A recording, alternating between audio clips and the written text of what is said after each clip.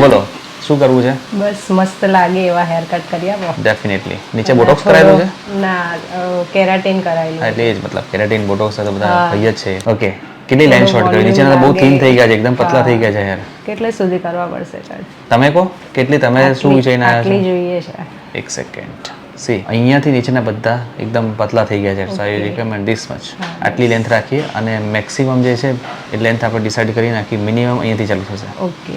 Face framing basically, જેનાથી volume આવે. અત્યારે તો ફ્લેટ દેખાય છે બિકોઝ કોઈ મુવમેન્ટ નથી. કેટલો ટાઈમ, વર્ષો થઈ ગયા હેરકટને? 3-4 years થઈ 3-4 ગયા. યર્સ થઈ ગયા ને? ગુડ. ઓકે, આટલી રાખીશું મિનિમમ લેન્થ, Okay. રાઈટ? હવે બહુ બિકોઝ short નહીં થઈ જાય ને? ના, શોર્ટ નહીં થાય. શોર્ટ થશે Okay. જેટલા બતાય એટલા જ, આટલા. ઓકે, એટલા જ. બરાબર? Okay. Anything else? Bus. Ready for the transformation? Yes. Let's मैंने चाहा तुझे मेरी खता नहीं, मेरी खता है कि तुझे पता नहीं।